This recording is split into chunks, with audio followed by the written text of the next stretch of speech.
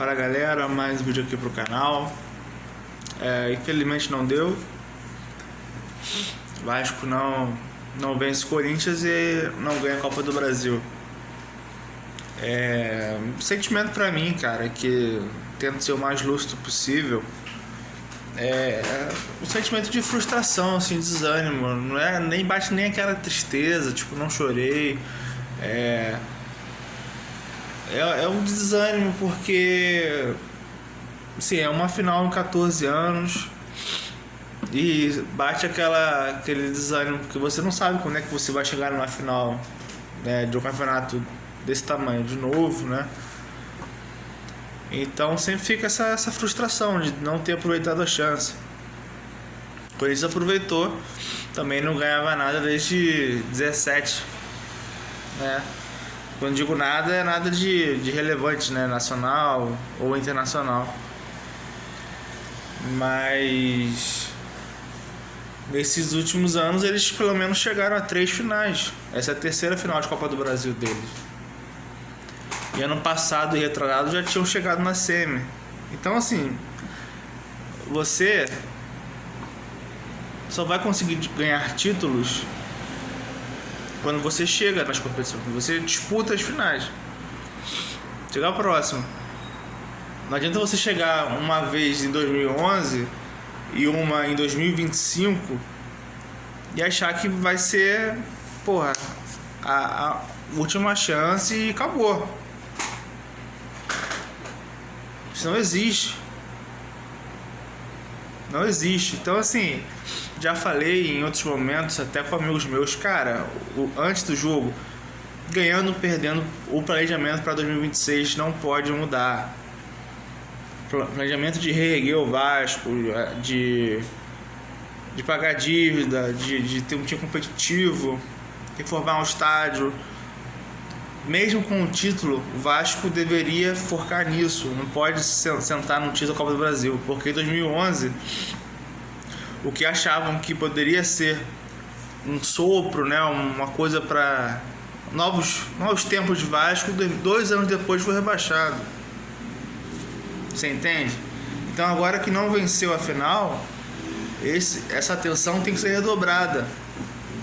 Entendeu? É chato, ninguém gosta de perder título. Só que você só vai ganhar título quando você arrumar casa, quando você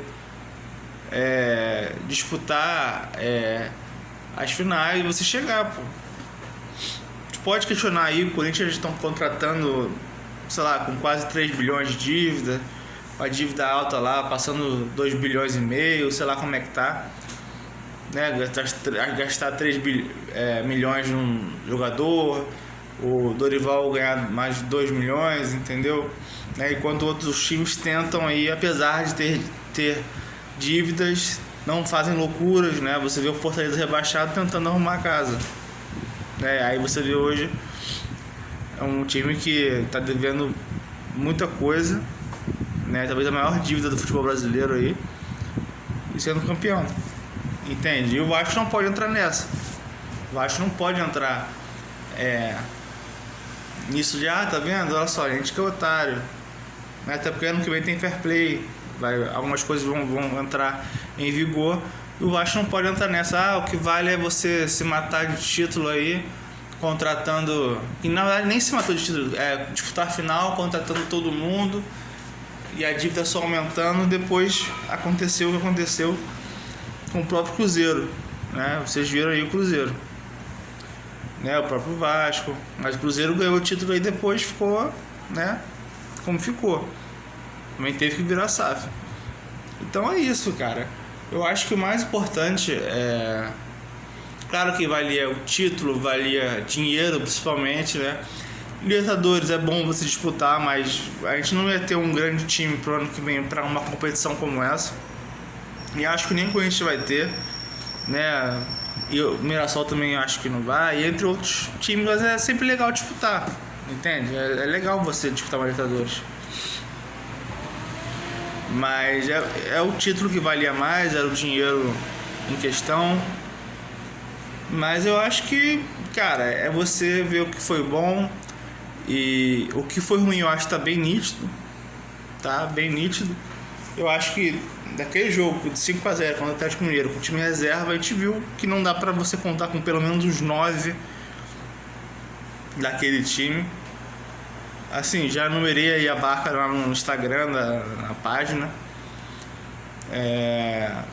Não dá pra você contratar sem primeiro aliviar o elenco, porque assim, você tem quantidade, mas você não tem qualidade. E o Vasco hoje pagou um preço de ter feito 2 janelas ruins lá atrás para acertar uma só. E essas 2 janelas ruins estavam no banco. Então quando você não tem um resultado a favor, eu sempre falo isso, o Vasco tem os 11 titulares, é um time razoável. Mas quando precisa mexer, não tem peça. Quando eu digo não tem peça à altura. Não é que eles se equivalem. O nível do titular por reserva do Vasco é algo absurdo.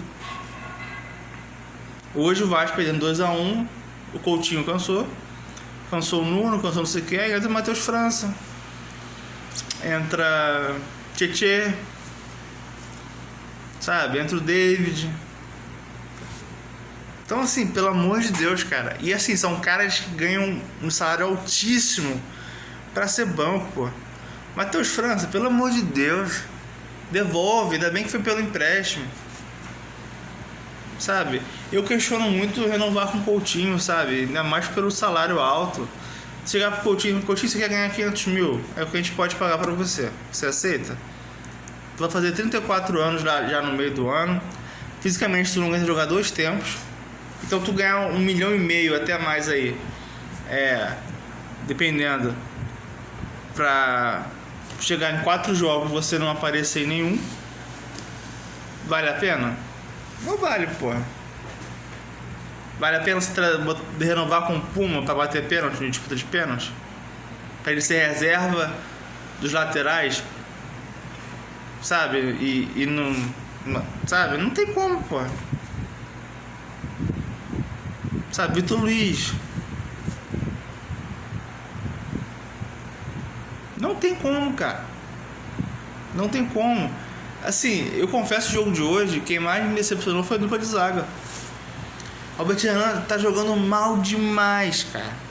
Não é de hoje que estou falando isso, tá jogando mal demais. Em meio do ano deve voltar, porque o Vasco não vai ser maluco de pagar 50 milhões pra ele.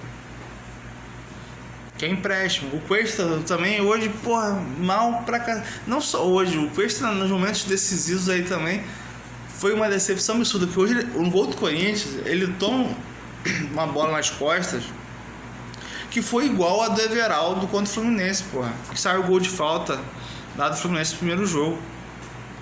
Porra, não dá pra tomar um gol assim. Sabe, o Léo Jardim é um que eu, porra, sempre falo, porra, o goleiro mais bem pago do Brasil, não sabe sair do gol, ele grande pegador de pênalti, mas porra, nem sempre vai pros pênaltis. E ele não sabe sair do gol, não sabe o momento de sair do gol. Então assim, até acho que o primeiro tempo foi justo 1-1. Mas cara, eu fico impressionante como o Vasco ele fica espaçado pra atacar. O Vasco parece que estava mais receoso em não dar espaço pro Corinthians, né? Até achei estranha a postura do começo do jogo, do Vasco não apertando tanto o Corinthians, jogando em casa, estádio lotado. E aí na hora que recuperava a bola, era muita bola Coutinho, Andrés Gomes, aí ficava o Andrés Gomes na ponta sozinho, e o Ryan entre os zagueiros, o Coutinho que ali cai por ali, mas por dentro não tinha mais ninguém. Às vezes o Nuno vinha, mas raramente também ele ia sair. Ou seja, o Vasco atacava com pouca gente. Começou a atacar mais, depois tomou o gol. Então assim, parece que esperam sempre que o Andrés Gomes vai resolver, driblando 2 e acabou. Esperam sempre que o Ryan vai pegar uma bola e vai driblar 3 também. Então assim, não tem aproximação. Jogada de linha de fundo, tá o Ryan e no máximo o Coutinho chegando para entrar ali na área. Você tem que ter pelo menos 3 caras dentro do ar na hora de você finalizar. Você não pode ter só 2 ou 1,5.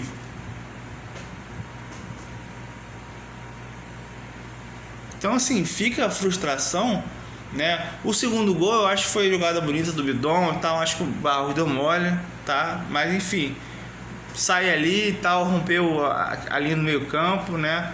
No lance que o Puma também, porra, afobado. E aí o Vasco não conseguia jogar mais. Era só, aí entra o Verratti, com 20 minutos ele já abre o time totalmente. Achei que fosse até tomar gol. E o Vasco, assim, empilha atacante, porque não tem banco. Aí sai o Coutinho Nuno já cansado. Entra o Tietê, aí vem o Matheus França, né? Entra aquela galera toda. O GB que só entra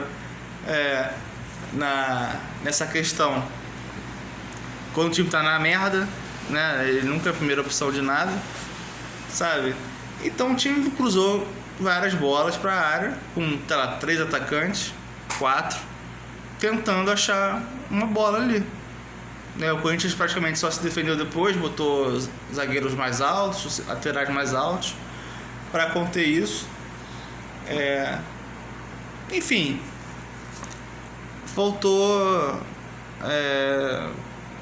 acho que faltou futebol para alguns jogadores.